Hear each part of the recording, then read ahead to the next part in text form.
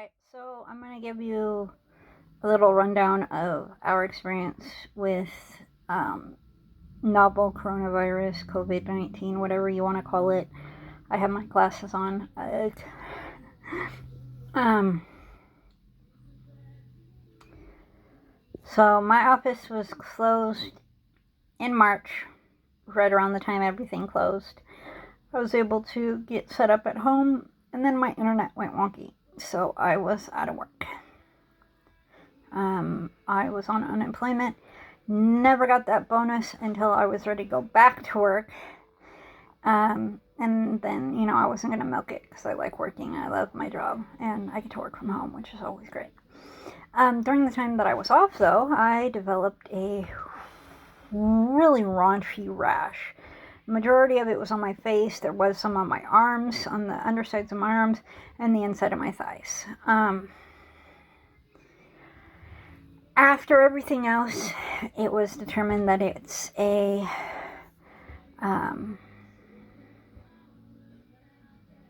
contact dermatitis, which is kind of like eczema from being in contact with something that you shouldn't be. I use epoxy resin, and that must be what it is. I don't know how I got it all over my eyelids, the undersides of my arms, and my inner thighs, but that's what it's from.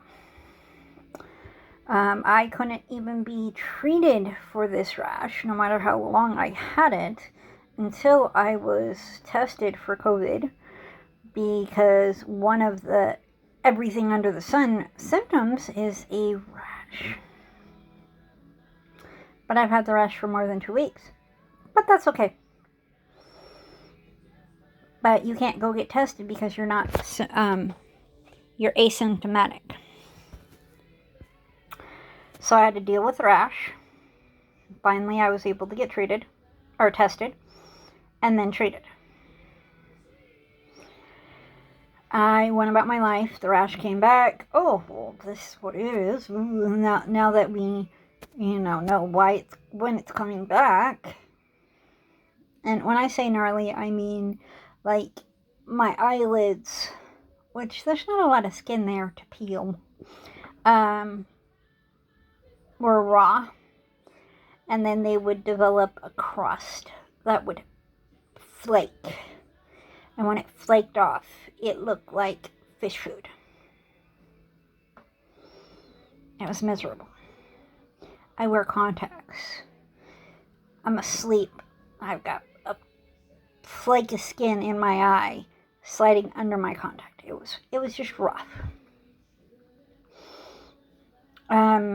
Jason goes to school because he has special needs and he needs the social interaction at school. Jason knows how to wear a mask. He knows how to wash his hands. In the past, we got a couple of calls from his school saying someone had tested positive for COVID. Your son was not exposed. So this past weekend, it's Monday. This past weekend, I had committed to watch my friend's dog and her house. This gives me a chance to wash some laundry and a better washing machine than what we have here. So she left Thursday morning. She gave me the key Wednesday. Left Thursday morning. We check on the dog Thursday night. We come home because he's got school the next day and I've got to work.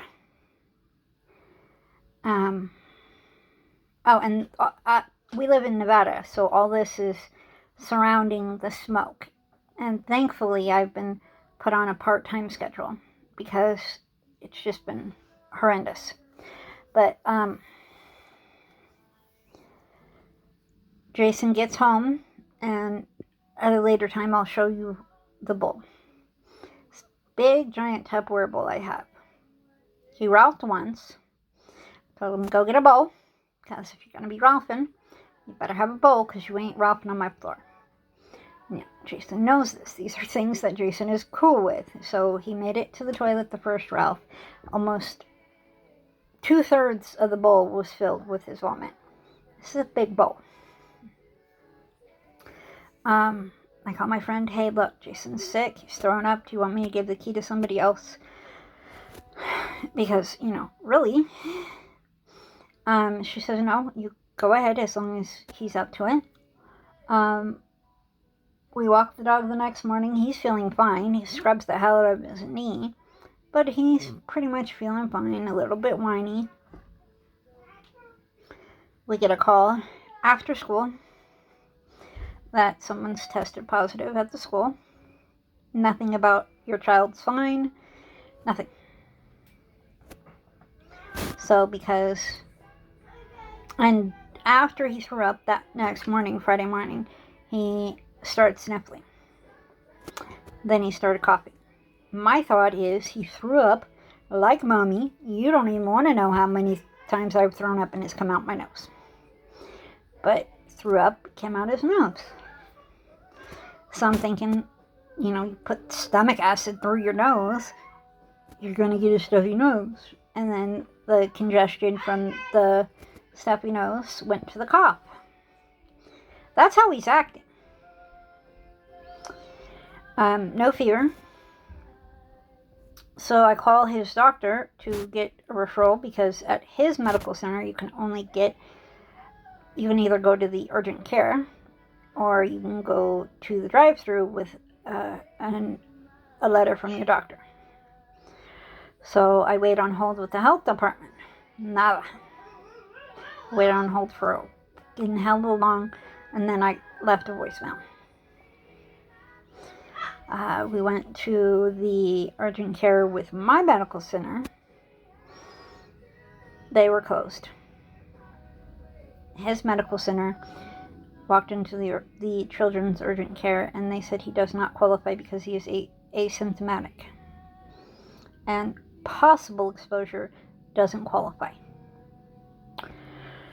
If you think you've got it, if you think you've been exposed, go get tested. He doesn't qualify. Now, I could go to CVS, which I don't do, and get tested there. Or I can go to Walgreens and pay $50 to get tested.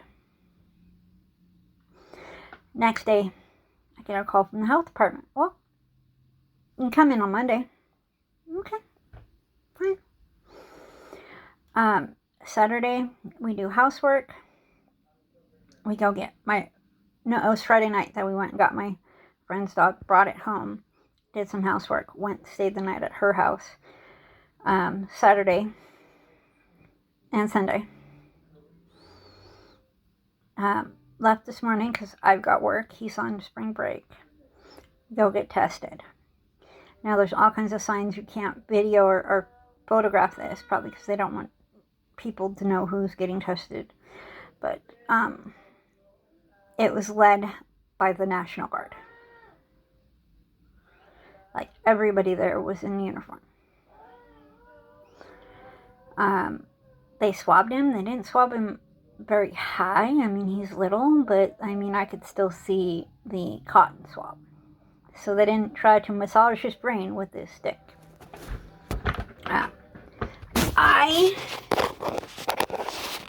Sorry about that. I have chronic fatigue syndrome. So when I say I'm feeling a little bit yucky and tired, that's me. He has been very, very sleepy. I still think it has something to do with his stomach. But if it is novel coronavirus, COVID-19, we will do and post these little videos about our life. As of right now, we're post-test pre-results. And it is October 5th. We spent the entire summer at the water park, not masked. What's that stuff? Chlorine is supposed to kill it. Other than that, Jason's masked. He knows how to keep his mask on. We have good, sturdy masks. We don't have flimsy masks. So, and Now I am going to add to this, see if I can add to it, a little screenshot video I have of looking up the information on COVID as of yesterday. So if you just select COVID, it'll give you everything, but the transmission field is blank. It doesn't load. I've tried it on Wi-Fi, I've tried it on network, I've tried it on my computer, tried it on 2 different phones. I asked if COVID is airborne, and I got 2 different answers. The last information I heard from WHO, World Health Organization, was it is not, we're in the same room, you're going to get it from me. It was, if I sneeze on you, you're going to get it. The face shield was a better protection than a mask. I haven't seen anything that has changed this. I also feel that the overall hype behind COVID is bullshit. And honestly, I think Trump is playing a sympathy card to get reelected. I'm not even going to go there. But that's our experience. This is day 1 post-test, pre results. We don't know how long ago he may have been exposed. Nobody in his kindergarten class appears to have gotten it, and we're really concerned because his teacher's pregnant, due in 2 months. So that's something we really have to look at.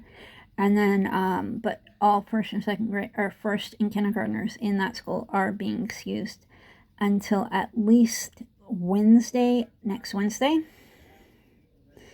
So I'm going to say they were exposed on Wednesday. Or before. So it took the school 2 days to inform us that there was a positive case, 2 more days to say who. It's just ridiculous. But I have to go back to work. Bye-bye.